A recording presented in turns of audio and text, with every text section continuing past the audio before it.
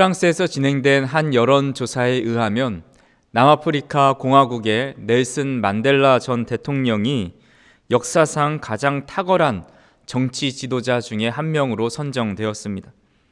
그는 백인들의 인종차별에 맞서 싸우다가 27년 동안 수감 생활을 했지만 1994년 대통령으로 취임한 이후에 모든 인종을 아우르는 화해의 정치를 펼쳤습니다. 그것으로 인해 노벨 평화상까지 수상했습니다. 그가 대통령에서 물러날 때 한 신문 기사에서 아름다운 퇴장이라는 기사 제목으로 하나의 기사가 났습니다. 그는 권력에 연연하지 않고 다음 대선 주자에게 그 자리를 내어주었습니다. 은퇴할 때에 더 이상 자신은 정치에 머무를 필요가 없고 고향으로 돌아가 자신을 키워준 자연에서 또한 손주들과 함께 남은 여생을 보내겠다고 이야기했습니다. 그의 마지막 연설은 10만 명이 넘는 청중 앞에서 이루어졌고 그 일이 큰 모인이들에게 큰 감동이 되었다는 내용입니다. 혼다 자동차 창업자인 혼다 소이치로는 일본에서 존경받는 기업가입니다. 그는 대기업을 일군 뒤에 66세에 내가 사장으로 계속 있으면 회사의 성장이 더딜 것이다 라면서 스스로 물러났습니다. 끝이 좋아야 모든 것이 좋다라는 말이 있습니다. 특히 삶에서는 마지막을 어떻게 마무리하느냐가 매우 중요합니다. 우리는 2024년 마지막 주일 예배를 드리고 있습니다. 올 한 해를 어떻게 갈무리하느냐에 따라서 우리는 좋은 한 해가 될 수도 있고 때로는 아쉬운 한 해가 될 수가 있습니다. 우리가 한 해를 어떻게 갈무리해야 좋은 한 해가 될까요? 여러 가지가 있겠지만 그것은 감사입니다. 한 해를 감사로 갈무리할 때 올 한 해는 참 좋은 한 해가 될 것입니다. 독일의 유명한 작가이자 철학자인 괴테는 세상에서 가장 쓸모없는 인간은 감사할 줄 모르는 인간이라고 했습니다. 영국의 작가이자 시인인 셰익스피어는 세찬 겨울 눈보라도 감사하지 않는 사람의 마음보다 모질지 않다라고 했습니다. 일본의 유명한 신학자인 우찌무라 간조도 이런 글을 썼습니다. 만일 하나님이 인간을 저주하신다면 그것은 질병이나 실패나 배신이나 죽음으로 저주하는 것이 아니라 오히려 하나님의 살아계심이 믿어지지 않는 불신앙으로 성경을 읽어도 하나님의 말씀이 들려오지 않는 막힌 귀로 감사하는 마음이 생기지 않는 메마른 마음으로 저주하실 것이다 라고 했습니다. 감사하는 마음을 가진 사람의 마음밭은 옥토와도 같지만 감사하지 않은 사람의 마음은 황량함 그 자체입니다. 오늘 말씀을 통해서 올 한 해를 감사로 갈무리할 뿐만 아니라 다가오는 2025년도에도 감사로 시작하실 수 있기를 바랍니다. 그럴 때 올 한 해가 좋은 한 해였고 내년에 맞이하는 한 해도 좋은 한 해가 될 것입니다. 오늘 본문에 예수님께서 예루살렘에 가시면서 10명의 나병 환자를 고쳐주신 이야기가 나옵니다. 오늘 말씀을 통해 크게 두 가지를 살펴보길 원합니다. 첫 번째로 10명의 나병 환자들이 받은 은혜가 무엇인지 살펴본 후에 두 번째로 그 은혜를 경험한 사람들이 어떻게 반응하였는지에 대해서 살펴보고자 합니다. 먼저 나병 환자들이 받은 은혜를 세 가지로 구분할 수가 있습니다. 첫 번째로 예수님께서 그들을 찾아오신 은혜입니다. 오늘 본문 11절에서 12절입니다. 예수께서 예루살렘으로 가실 때에 사마리아와 갈릴리 사이로 지나가시다가 한 마을에 들어가시니 나병 환자 10명이 예수를 만나 멀리 서서 예수께서 예루살렘으로 가실 때 사마리아와 갈릴리 사이로 지나가시다가 한 마을에 들어가십니다. 그런데 그 마을은 평범한 마을이 아니라 나병 환자들이 갈릴리 인근 지역에서 모여 사는 마을이었습니다. 10명의 나병 환자들은 예수님을 보자 감히 가까이 나오지 못하고 멀리 서서 주님께 은혜를 간구하였습니다. 보통 성경에 보면 병고침을 받으러 오는 사람들은 예수님 발 앞에 꿇어 앉거나 혹은 뒤에서 옷자락을 만집니다. 혹은 안수해 주기를 바라면서 주님께 나아옵니다. 그래서 주님께 직접 나와 병을 고칠 것을 간구하지만 10명의 나병 환자들은 예수님께 가까이 가지 못합니다. 멀리 서서 주님을 부릅니다. 그들이 주님을 멀리 서서 부르는 이유가 바로 레위기에 나오는 율법 때문입니다.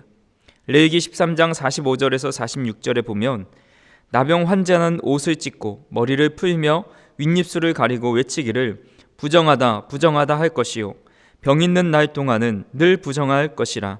그가 부정한즉 혼자 살되 진영 밖에서 살지니라. 나병 환자는 옷을 찢고 머리를 풀어 헤치고 입술을 가리면서 부정하다 부정하다 외치면서 다녀야 됩니다.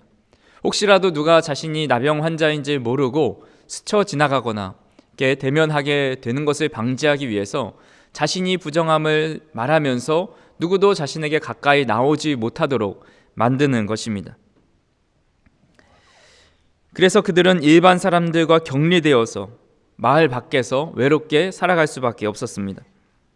유대 사회에서는 나병에 걸린 사람은 하나님께 큰 죄를 지어서 그런 형벌을 받는 죄인 취급 당했습니다.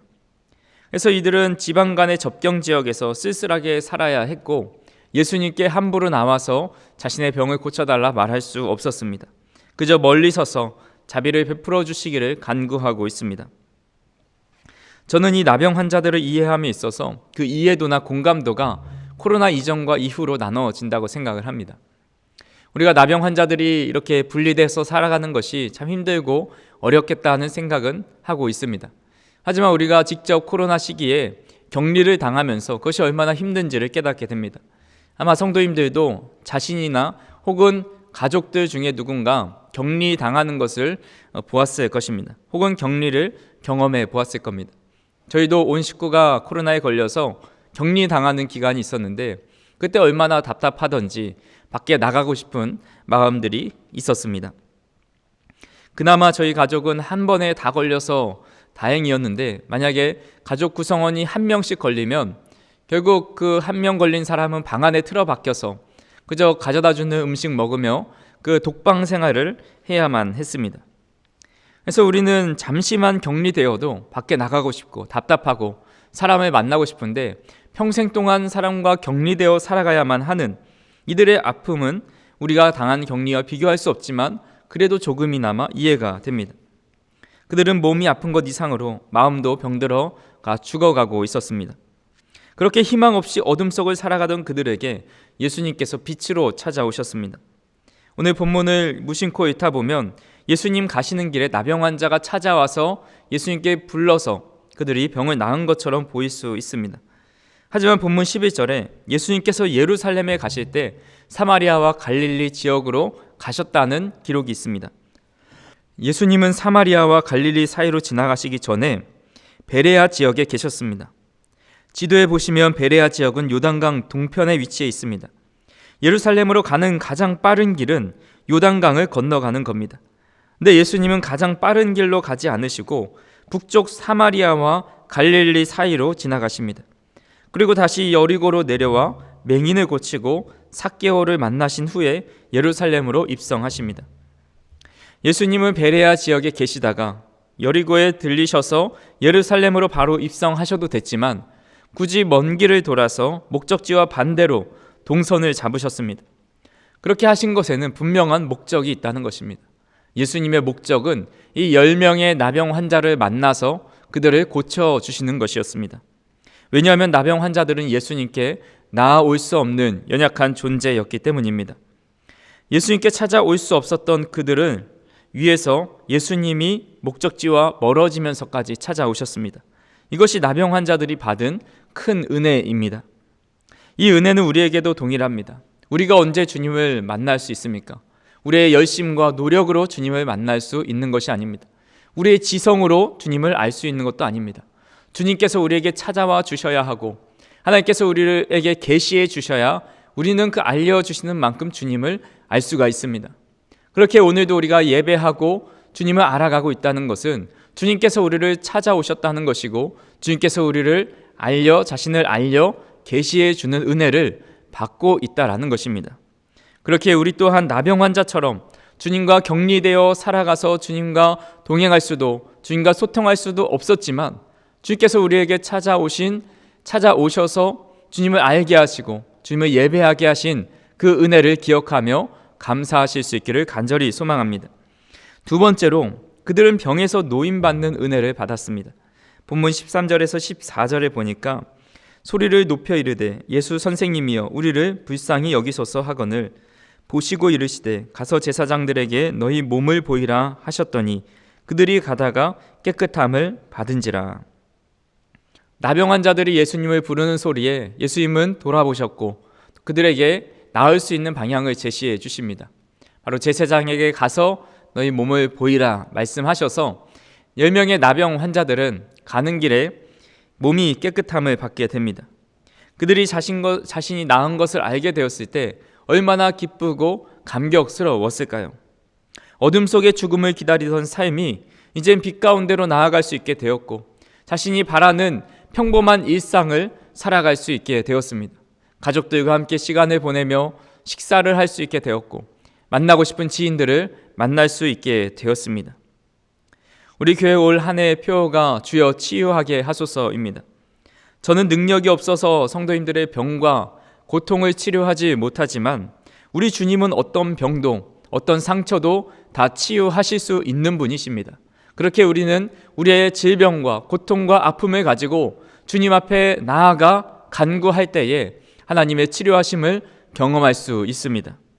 그래서 이때 주님께 간구할 때 우리의 몸이 치료되는 기적과 또는 우리의 마음이 담대해지는 기적을 갖게 됩니다.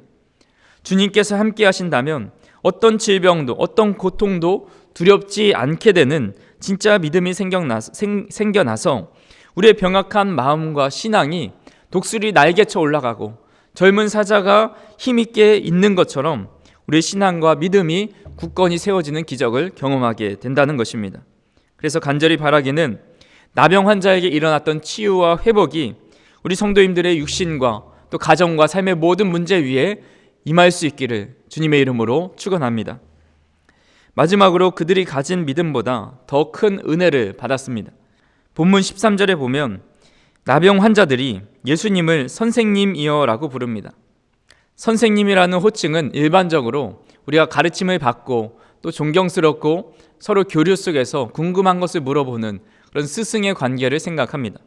하지만 본문에서 사용된 호칭은 그 사람을 존중하고 또 존경하는 마음은 있지만 깊은 관계는 없는 사이입니다. 우리가 은행에 가게 되면 선생님 어떻게 오셨어요? 라는 호칭처럼 예수님을 향해서 그런 선생님이라는 호칭을 사용한 것입니다. 만약 이들이 정말 예수님을 믿는 굳건한 믿음이 있었다고 한다면 여리고 맹인처럼 주 다윗의 자손 예수여라고 고백을 했을 것입니다. 아니면 주님이라는 고백을 했을 겁니다. 하지만 이들은 선생님이라는 호칭을 사용합니다. 물론 이들이 아예 믿음이 없었던 것은 아닙니다. 예수님의 말씀을 듣고 순종하면서 그 제사장에게까지 나아갔습니다. 만약 그것을 믿지 못했다면 제사장에게 몸을 보이러 가는 그동안에 어떤 변을 당할지 몰라서 가지 못했을 것입니다. 하지만 가라는 그 말씀에 순종하여 제사장에게 나아가서 결국 치유받는 큰 은혜를 경험하게 됩니다. 근데 문제는 예수님이 원하는 믿음은 큰 은혜를 경험하고 끝나는 것이 아니라 예수님께 나와 감사하고 경배하는 것이었습니다. 물론 9명의 나병 환자들도 각자의 사정이 있었을 것입니다. 그동안 오랫동안 못 본 가족들이 보고 싶었을 것이고 오늘 내일 하면서 돌아가실 연로하신 부모님이 계신 이도 있었을 겁니다. 너무나도 기쁜 나머지 예수님을 잠깐 잊어버릴 수도 있었습니다. 근데 예수님은 돌아온 한 사람에게 이렇게 말씀합니다. 본문 19절 말씀에 그에게 이르시되 일어나 가라 내 믿음이 너를 구원하였느니라 하시더라. 자신에게 찾아와 경배하고 감사를 표현한 그 사람에게만 내 믿음이 너를 구원하였다라고 말씀합니다. 즉 주님께 돌아온 사람만이 믿음이 있다라고 말씀하는 겁니다. 온전한 이 사람만 믿음이 있었고 나머지는 자신의 목적을 이루기 위해서 예수님께 부르짖고 응답받아서 결국 각기 제 길로 갔다라는 것입니다. 하지만 이렇게 믿음이 부족한 자들에게도 주님은 똑같이 치료해 주셨습니다. 예수님은 그들이 자신을 불쌍히 여겨달라고 하실 때 그들을 불쌍히 여겨주셨습니다. 예수님은 병자들을 고치실 때 그들을 측은히 여기시고 불쌍히 여기사 큰 은혜를 베풀어 주셨습니다. 그들의 믿음의 크기와 상관없이 예수님의 능력으로 그들에게 큰 은혜를 베풀어 주신 것입니다. 우리는 가끔 하나님의 은혜에 대해서 이렇게 생각할 때가 있습니다. 내 믿음이 좋아야 하나님께서 내 삶에 역사하신다고 생각을 합니다. 내 믿음이 좋아야 기도가 응답된다고 생각을 합니다. 물론 믿음으로 하나님의 응답을 받고 은혜를 받는 것은 사실이지만 믿음의 크기대로 받는 것은 아닙니다. 만약 우리의 믿음의 크기대로 받는다면 우리는 구원이라는 큰 은혜를 받을 자격이 아무도 없습니다. 우리의 믿음은 완벽할 수도 완전할 수도 없기 때문입니다. 믿음 위에 잘 서 있는 것 같으면서도, 믿음이 견고한 것 같으면서도 때로는 무너지고 넘어지고 다시 흔들릴 때가 많은 것이 바로 우리들입니다. 제가 아는 한 집사님이 그런 이야기를 합니다. 요즘에는 봉사하는 기쁨도 없고 또 예배드리는 기쁨도 사라진 것 같다는 말씀을 합니다. 수십 년을 어려운 중에도 봉사하고 또 예배 자리를 나와왔는데 이렇게 오래 신앙생활을 해도 믿음이 흔들리니 내 믿음이 이것밖에 되지 않는가 라면서 회의감이 들기도 한다고 합니다. 독일의 철학자 쇼펜하우어가 이런 말을 했습니다. 항구를 출발한 배는 필연적으로 파도를 거슬러야 한다. 인생도 마찬가지다. 흔들리지 않는 것은 인생이 아니다. 흔들리지 않는 것은 인생이 아닙니다. 배가 출항하면 반드시 파도를 만나게 되는 것처럼 우리의 인생은 늘 파도를 만나게 되고 또 우리의 신앙도 마찬가지로 신앙의 여정 속에 파도를 만나게 됩니다. 누구나 믿음이 흔들리고 신앙이 흔들립니다. 그렇기 때문에 하나님의 은혜를 우리 모습에 두지 않으셨습니다. 하나님께서 은혜를 베푸시는 기준이 우리의 믿음에 있지 않습니다. 하나님의 은혜는 하나님의 사랑의 기준에 있습니다. 우리의 믿음이 연약함에도 불구하고 하나님을 배반할 것도 알면서도 우리를 긍휼히 여기시고 측은히 여기셔서 우리를 찾아오시고 우리의 연약한 부분을 싸매고 고쳐주십니다. 나병 환자들이 받은 은혜를 우리에게 동일하게 베풀어 주셨습니다. 예수님을 찾아갈 수 없는 부정한 우리에게 주님이 찾아오셨습니다. 그리고 우리의 기도에 응답하셔서 우리의 믿음보다 더 큰 은혜를 주셨습니다. 주님께서 이런 은혜를 받은 자에게 요구하는 것이 있으십니다. 본문 17절을 다시 한번 보시면 예수께서 대답하여 이르시되 10사람이 다 깨끗함을 받지 아니하였느냐? 그 9은 어디 있느냐? 예수님은 10사람을 고쳐주셨는데 한 명만 찾아와 감사와 영광을 돌리고 나머지 9은 어디 있냐고 물어보십니다. 물론 이들도 다 주님 앞에 감사했을 겁니다. 불치병이 나았는데 누가 감사하지 않겠습니까? 그런데 그들은 단지 주님 감사합니다. 내 병이 나았군요. 속으로 생각하고 그쳤다라는 겁니다. 우리는 제3자의 입장에서 어떻게 이렇게 큰 은혜를 받은 사람들이 예수님께 돌아와 감사하다라는 말 한마디 안 할 수 있을까라고 생각을 합니다. 하지만 우리 모두가 그들과 같을 수 있고 우리가 돌아와서 주님께 경배한다고 장담할 수가 없습니다. 기독교 통계에 따르면 범사에 감사하라는 말씀 그대로 모든 일에 감사하며 살아가는 성도는 18%밖에 되지 않는다고 합니다. 그 말씀을 실천하려고 노력하지만 잘 되지 않는 사람들이 61%이고 실천하려고 노력도 하지 않는 비율이 21%라고 합니다. 그러니까 우리 10명 중에 1.8명, 약 2명만 범사에 감사하고 나머지는 그렇게 못한다라는 겁니다. 그리고 마음속으로 감사하는 마음이 들 때 그 감사를 실제로 말과 행동으로 자주 표현하는 사람은 20%밖에 되지 않는다는 조사가 있습니다. 우리는 죽어 지옥에 떨어져 죽을 수밖에 없는 그런 삶을 살아갈 수밖에 없었습니다. 우리 인간 스스로 하나님을 찾아와 나설 수 없는 부정한 사람들이었습니다. 주님은 그런 우리를 긍휼히 여겨주셔서 우리에게 찾아와 주시고 기도에 응답해 주시고 우리의 연약한 부분들을 다 고쳐주셨습니다. 완전히 새로운 삶을 살게 되었습니다. 평생을 갚아도 갚을 수 없는 은혜를 받게 되었습니다. 우리도 9명의 나병 환자처럼 큰 은혜를 받았음에도 하나님을 가장 우선순위에 두지 못했고 가장 먼저 주님께 달려가 주발 앞에 엎드려 감사하지 못했습니다. 이 받은 은혜로 내가 좋아하는 일을 하기 바빴고 때로는 나의 자랑거리로 삼을 때도 있었습니다.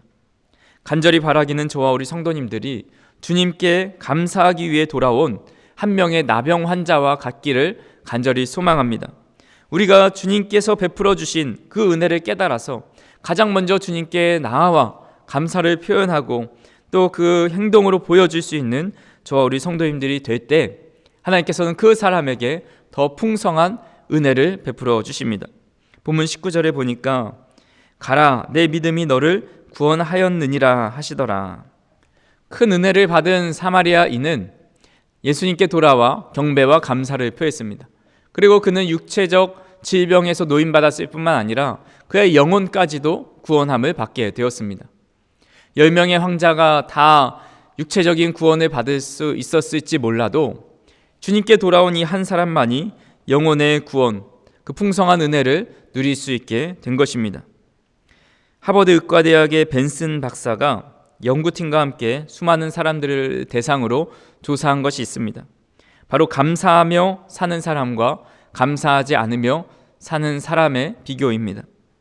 감사하며 살지 않는 자보다 감사하며 사는 자가 더 행복하고 더 건강하고 또한 긍정적인 사고를 가지고 있고 어려운 사람들을 도우면서 베풀면서 즐겁게 살아간다는 조사 결과가 나왔습니다. 그러니까 감사를 하면 할수록 삶에 더 기쁨과 긍정의 변화가 일어난다라는 겁니다. 믿음이 없어도 자신의 질병에 노임을 받으면 기뻐하고 감사합니다. 감사하면 감사할수록 삶이 풍족해집니다. 그 감사의 대상이 막연한 하늘이 도왔다, 운이 좋았다라고 그들은 말하지만 우리는 우리에게 베풀어 주신 분이 누구신지 잘 알고 있습니다. 그 은혜의 대상은 바로 은혜의 주체는 바로 하나님이신데 우리는 그 하나님께 베풀어 주신 은혜에 감사하며 살아간다면 세상 일로 감사하는 것도 풍족하게 살아가는데 하나님 앞에 감사하는 삶은 더 풍성한 은혜와 새로운 변화가 일어난다라는 것입니다. 그래서 이런 감사와 찬양은 주님과 더불어 인격적인 교제를 나누게 할 뿐만 아니라 그 풍성한 인격적인 교제 속에서 우리의 삶의 기쁨과 평안과 감사로 넘치는 풍성한 삶을 살게 한다라는 겁니다. 근데 하나님은 우리에게 베풀어 주신 그 은혜만큼 베풀라 표현하라 말씀하지 않습니다. 받은 은혜만큼 내게 무엇인가를 돌려주라 말하지 않습니다. 우리는 받은 은혜만큼 드릴 수도 없습니다. 하지만 우리가 감사를 표현할 수 있는 가장 좋은 방법이 있습니다. 바로 하나님을 경배하고 예배하는 것입니다. 양을 치던 목자들이 주님 앞에 나와 경배하였습니다. 동방의 박사들이 예물을 가져와 주님 앞에 드리며 찬양하였습니다.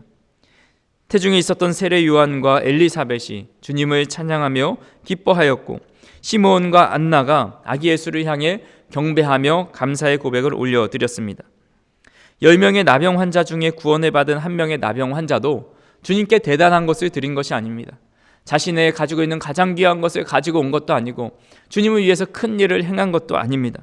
15절에서 16절에 보니까 자기가 낳은 것을 보고 큰 소리로 하나님께 영광을 돌리며 돌아와 예수의 발 아래 엎드리어 감사하였다라고 말씀합니다. 하나님께 큰 소리로 영광을 돌렸습니다. 그리고 주님 앞에 나와 감사를 표현하였습니다. 그는 사마리아 사람이었고 이방인이었습니다. 당시 이방인은 구원을 받을 수 없는 존재였지만 그때 주님을 통해서 구원받는 은혜를 경험하게 되었습니다. 그렇게 우리가 주님 앞에 드릴 것은 없어도 주님 앞에 예배하고 경배하고 감사하는 것이 우리가 주님께 할 수 있는 가장 귀하고 좋은 것이라는 것을 깨달으실 수 있기를 간절히 바랍니다. 성도님들은 올 한 해 어떤 은혜를 받으셨습니까? 어떤 감사할 것들이 있으십니까? 어떤 분은 모든 기도의 제목을 이루어주셔서 올 한 해가 선물 같다고 이야기하시는 분도 있습니다. 그렇다면 그 은혜를 기억하면서 주님께 나와 주님께 예배하며 경배하며 찬양하며 감사를 표현하시기를 바랍니다. 혹 어떤 분들은 괴로움과 슬픔이 많아서 올 한 해는 도무지 감사의 조건들이 없고 감사할 수 없는 분들이 있습니다. 하지만 하나님의 은혜는 늘 변함없이 우리의 삶을 비추고 있다라는 것을 잊지 말으시기를 간절히 소망합니다. 김병태 목사님이 지은 평생은혜 절대 감사라는 책에서 이런 내용이 있습니다. 날씨는 태양에 의해 결정되는 게 아니라 구름에 의해 결정된다. 태양은 항상 밝게 빛나고 있을 뿐이다. 우리 영혼의 날씨도 원망과 불평의 구름에 가려지면 흐림이 된다. 원망과 불평의 구름이 끼도록 방치하지 않아야 한다. 당신의 영혼에 감사의 햇살이 환하게 내리비치면 당신의 영혼은 맑음이 된다. 감사의 햇살이 불평의 구름에 가려지지 않도록 주의해야 한다. 불평이 연속되면 당신의 영혼의 장마가 시작된다. 행복은 감사의 문으로 들어오고 불평의 문으로 나가기 때문이다. 축복을 더 받고 싶은가? 하나님을 향해 감사하라. 그리고 옆에 있는 사람에게 감사하라. 당신의 눈으로 보는 것마다 감사하라. 감사하면 하나님의 은혜가 당신의 영혼에 임하게 된다. 사랑하는 성도 여러분, 하나님의 은혜는 해처럼 변함없이 우리를 비추고 계십니다. 그 빛나는 햇살 앞에 불평과 불만의 구름으로 가리지 않기를 바랍니다. 평생 비치는 그 은혜에 절대 감사하며 그 감사에 대해 주님께 표현할 수 있기를 바랍니다. 아무리 힘든 한 해였다 할지라도 감사로 갈무리하고 감사로 하나님께 영광 올려드릴 때 그 사람의 인생은 그 어려움에서 구원함을 얻게 되고 더 풍성한 은혜 속에 살아가는 인생이 될 것입니다. 주님께서 베풀어 주신 큰 은혜를 늘 기억함으로써 예수님께서 그 아홉은 어디 있느냐 찾으시는 그 사람이 되지 않기를 바랍니다. 하나님께 큰 소리로 영광 돌리고 주님 앞에 무릎 꿇어 감사를 표현하는 한 명의 사마리아인이 될 수 있기를 주님의 이름으로 축원합니다. 참 좋으신 하나님 아버지, 감사합니다. 어둠 속에 방황하며 죽어갈 수밖에 없는 저희들에게 은혜의 빛을 비춰주셔서 하나님의 은혜를 누리며 살게 하시니 감사를 드립니다. 한 해를 마무리하며 주신 은혜에 감사한 마음과 감사를 표현하는 믿음의 사람들이 되게 하여 주시옵소서. 예수님의 이름으로 기도하옵나이다. 아멘.